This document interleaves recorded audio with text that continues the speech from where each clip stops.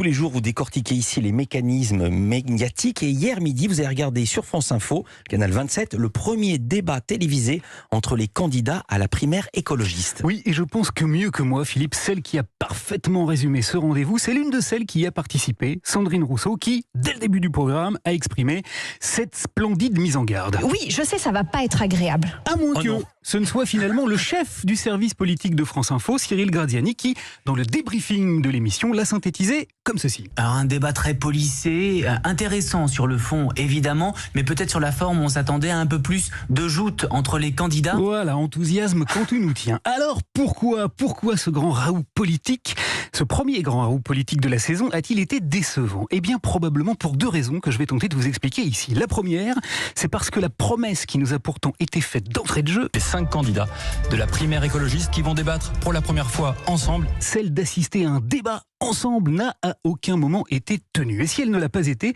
c'est parce que les contraintes liées à cet exercice médiatique extrêmement codifié l'ont rendu strictement impossible. Alors, la principale de ces contraintes, c'est le nombre des participants. Hier, ils étaient 5, et sauf à vouloir autoriser la cacophonie la plus totale, à la télévision, il est assez difficile de faire débattre plus de 2 personnes. Et puis, l'autre grande difficulté, eh bien, elle porte un nom: égalité du temps de parole. Les candidats étant chronométrés à la seconde près, celui qui a la charge de mener les débats est bien souvent relégué au rang de simple horloge parlante. Joséphine Bateau, 8 minutes 15, Jean-Marc Governatori, 7 minutes 08, vous êtes un peu en retard, Yves Piolle 7,32, vous êtes aussi un peu en retard, Yannick Jadot, vous êtes en avance. Pas d'opposition entre les candidats, une litanie de constats sur la situation telle qu'elle est, mais à aucun moment sur ce que les candidats voudraient qu'elle soit. L'école, l'hôpital, le commissariat, le tribunal sont à l'os. Nous avons des sous-effectifs, nous avons une précarisation de nos services publics. Vous aviez déjà là tous les ingrédients pour assister à un pensum absolu. Et si vous ajoutez à cela que Delphine Bateau n'a manifestement pas vraiment bien saisi l'enjeu principal de la primaire. Le choix de la primaire n'est pas une question de personne ou d'individu. Ah bon, première nouvelle. Vous comprendrez qu'on était assez mal embarqué. Mais la deuxième raison à cette déception, eh bien, elle tient au profil hautement atypique de l'un de ses participants. Alors le sort a désigné Jean-Marc Governatori pour répondre à la première question. Jean-Marc Governatori, un olibrius totalement baroque qui s'est présenté comme ceci. Je participe à cette primaire parce que j'ai le meilleur CB politique de France. Bon.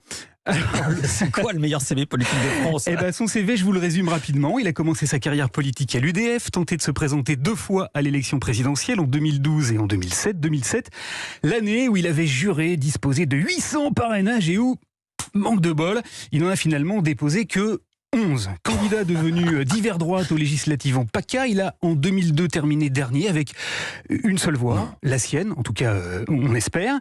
Il a également financé à hauteur de 300 000 € la liste Alliance Jaune menée par un certain Francis Lalanne et effectué une grève de la faim devant le siège du CSA parce qu'il estimait qu'il n'avait pas suffisamment accès aux médias. Voilà, c'est donc cet homme-là au profil politique dont vous admirerez tous la constance qui a lui aussi participé au débat avec une proposition phare. Moi, président, je ferai nommer par les 3 assemblées un groupe de 3 premiers ministres. Alors voilà, le côté clownesque de sa candidature et le fait qu'il soit traité à égalité stricte avec les 4 autres impétrants tire finalement tout le monde vers le bas et c'est, je trouve, infiniment dommageable. On lui laissera néanmoins le mot de la fin. C'est incroyable d'être aussi mauvais et aussi incompétent. Et on souhaite bien du plaisir, bien sûr, à LCI et Mediapart qui organiseront courageusement mercredi et vendredi les 2 prochains débats en vue d'une primaire à laquelle ne sont pour l'heure inscrits, c'est étrange, seulement 35 000 votants.